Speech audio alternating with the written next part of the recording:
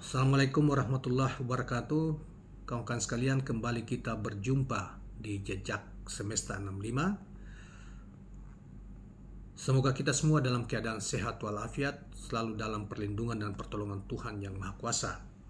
Kawan-kawan sekalian, pada kesempatan yang berbahagia ini, saya ingin sampaikan atau menghadirkan lagi suatu ulasan dari pengamat politik terkait dengan dinamika Pilpres atau terkait khusus dengan masalah Capres-Cawapres yang sekarang ini lagi selalu tiap hari diberitakan oleh berbagai media, bahkan ditanggapi oleh para pengamat tentang perkembangan Capres-Cawapres hari-hari ini untuk Pilpres 2024 yang akan datang. Nah, kali ini terkait dengan masalah gangguan yang dalam bahasa lain, bahasa yang agak tegas dikatakan sebagai penjegalan terhadap capres. Salah satu capres yang paling sering diberitakan yaitu Capres Anies Baswedan, tetapi diberitakan terkait dengan masalah upaya-upaya kelompok-kelompok penguasa untuk menjegalnya, menggagalkan pencapresannya. Nah, bahkan mengganggu. Sebagaimana diketahui dan diberitakan oleh berbagai media dan disampaikan oleh berbagai kalangan, bahwa Capres Anies, terutama mereka kalangan yang termasuk terutama mereka yang menjadi tim suksesnya, tim pemenangannya, termasuk juga tim-tim yang mereka yang bergabung di dalam partai politik seperti Nasdem, PKS maupun Demokrat. Ulasan pengamat politik yang kita maksud di sini adalah saudara Dr. Henry Satrio dalam sebuah wawancara di televisi yang kemudian dituliskan kembali oleh oposisi cerdas dan dimuat pada 16 Juni 2023. Nah, baiklah kawan-kawan sekalian,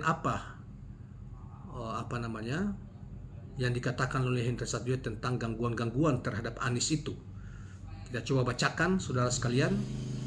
Pengamat politik Dr. Henry Satrio menilai gangguan-gangguan yang diterima Anies Baswedan dari lawan politiknya merupakan strategi yang sengaja digunakan. Calon presiden, cawapres dari Koalisi Perubahan untuk Persatuan atau KPP itu memang sengaja diganggu dengan beragam cara karena kans untuk memenangkan pemilihan presiden cukup besar, kata Henry Satrio. Dikatakan, selama Anies berpotensi menang, maka pasti akan terus-menerus diganggu oleh lawannya.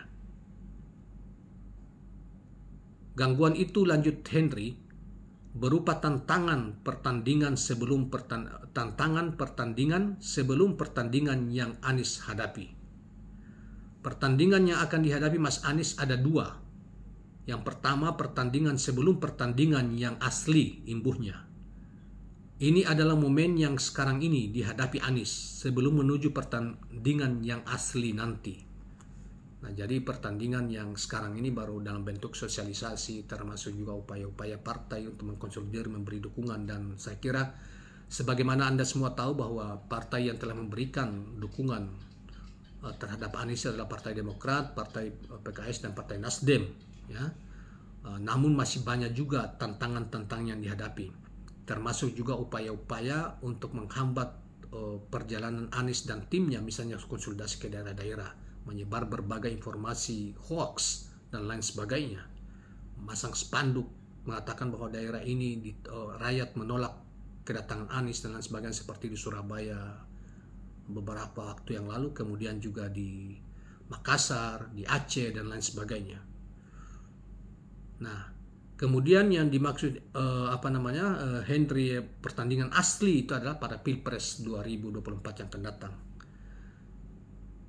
Namun Henry percaya bahwa rakyat akan menentukan. Dengan begitu segala bentuk kecurangan yang bakal terjadi dapat diminimalkan.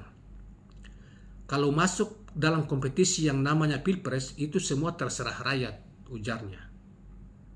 Pilpres mau dicurangi kayak gimana juga kalau rakyat memilih menang, ya menang aja, tukas Henry. Kemudian saudara sekalian, dikatakan bahwa peran rakyat akan sia-sia ketika pemerintah dan penguasa saat ini harus memastikan jalannya kompetisi itu bisa adil sehingga rakyat tidak akan dirugikan. Pemerintah, penguasa saat ini harus fair atau adil-adil saja paparnya. Nah, itulah kawan-kawan sekalian apa yang kita petik dari oposisi cerdas tentang pandangan atau semacam kritis ya, pikiran kritis yang dikemukakan oleh Henry Satrio, dan memberi gambaran tentang bahwa upaya untuk mengganggu Anies itu belum berhenti bahkan sampai kepada Pilpres 2024 yang akan datang, di mana bisa saja terjadi kecurangan-kecurangan di dalam kegiatan pada Pilpres yang akan datang itu. Nah, saudara sekalian, saya kira suara-suara tentang upaya untuk menjegal laju pencapresan Anies ini masih tetap dilakukan. Ada yang mengkaitkannya dengan misalnya upaya beberapa sudah sebulan ini mentersangkakan Sekjen Partai Demokrat, yaitu yang juga Menteri Kominfo, yang sudah berlangsung. Dan bagi kita mau tegaskan, kalau itu terjadi korupsi maka lakukanlah ya, tetapi jangan dalam proses penegakan hukum itu jangan dipilah-pilah. Siapapun melakukan korupsi silahkan ditangkap.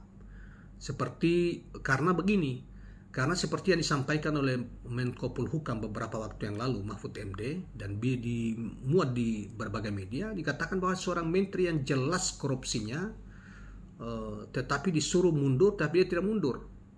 Menteri itu adalah pimpinan partai, bahkan ada yang mengatakan lebih dari itu. Tetapi karena mereka ini berlindung di dalam rejim, bergabung mengikuti keinginan rejim saat ini, penguasa saat ini, maka kemudian mereka aman-aman saja. Sementara yang lain dicoba disasar karena berseberangan partainya, berseberangan dengan keinginan rejim hari ini. Nah, keinginan rejim hari ini itu tidak boleh, misalnya ada seperti taruhlah Nasdem. Nasdem itu kan bagian dari rejim ini. Sejak dari pemilu Pilpres pertama sampai kedua tetap memberi dukungan penuh. Bahkan hingga hari ini masih memberi dukungan kepada pemerintahan Jokowi. Namun, pemerintahan Jokowi, penguasa hari ini tidak menginginkan adanya Nasdem itu mencalonkan capres yang mereka tidak inginkan, yaitu Anies Baswedan. Oleh karena itu, dapat diduga, bahkan banyak analis yang mengatakan bahwa upaya